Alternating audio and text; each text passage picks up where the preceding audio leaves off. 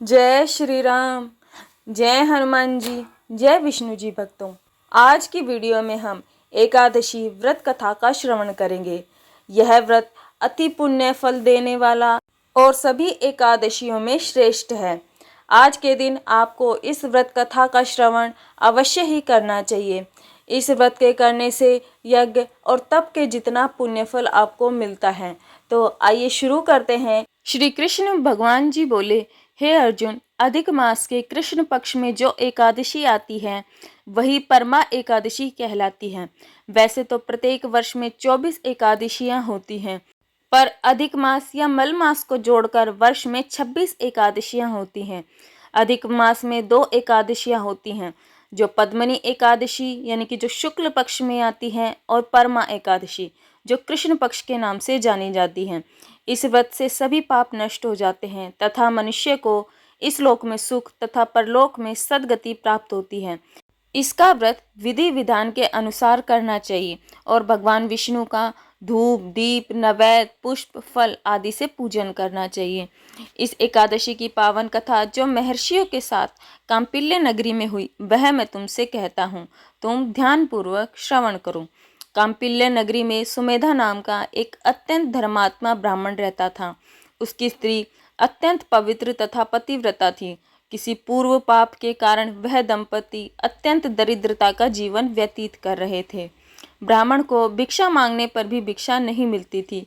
उस ब्राह्मण की पत्नी वस्त्रों से रहित होते हुए भी अपने पति की सेवा करती थी तथा अतिथि को अन्न देकर स्वयं भूखी रह जाती थी और पति से कभी किसी वस्तु की मांग नहीं करती थी। दोनों पति पत्नी घोर निर्धनता का जीवन व्यतीत कर रहे थे। एक दिन ब्राह्मण अपनी स्त्री से बोला, हे प्रिय, जब मैं धनवानों से धन की याचना करता हूँ तो वह मुझे मना कर देते हैं। गृहस्थी धन के बिना नहीं चलती है, इसलिए यदि तुम्हारी सहमति हो तो मैं परदेश जाकर कुछ काम कर लूँ, क्योंकि विद्वानों ने कर्म की ही प्रशंसा की है। ब्राह्मण की पत्नी ने विनीत भाव से कहा, हे स्वामी, मैं आपकी दासी हूँ। पति अच्छा और बुरा जो कुछ भी कहे, पत्नी को वैसे ही करना चाहिए।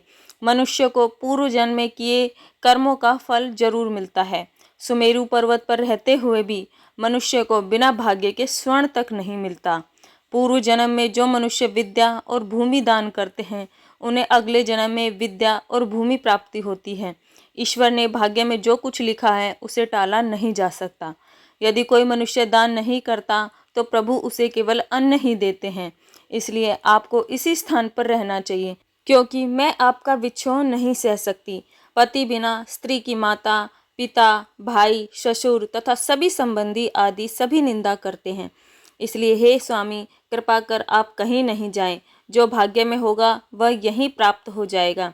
स्त्री की सलाह मानकर ब्राह्मण परदेश नहीं गया। इसी प्रकार समय बीतता रहा। एक बार कौंडिन्य ऋषि वहां आए। ऋषि को देखकर ब्राह्मण सुमेधा और उसकी स्त्री ने उन्हें प्रणाम किया और बोले, आज हम धन्य हुए। आपके दर्शन से आज हमारा जीवन सफल हुआ।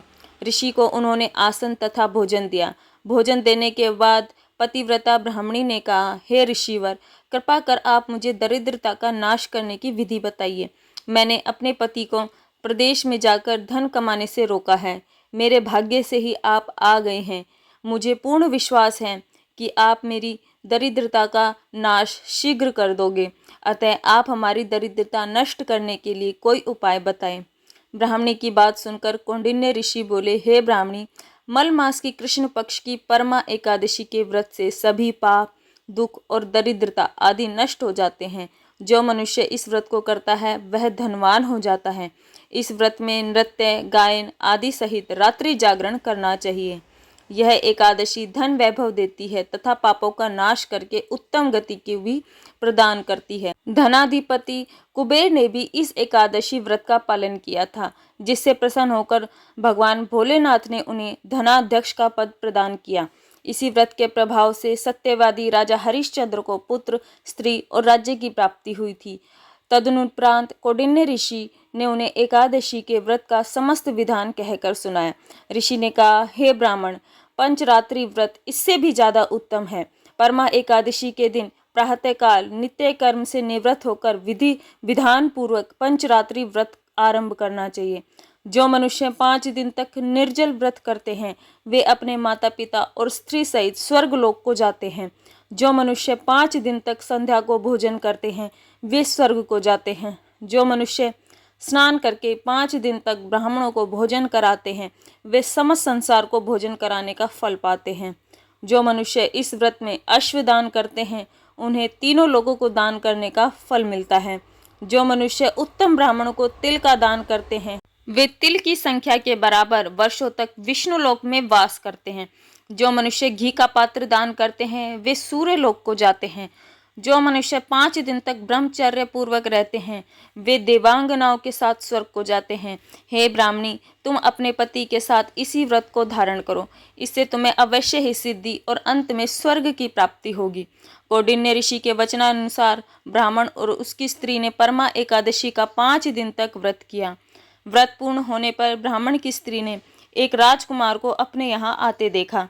राजकुमार ने ब्रह्मा जी की प्रेरणा से एक उत्तम घर जो कि सभी वस्तुओं से परिपूर्ण था उन्हें रहने के लिए दिया।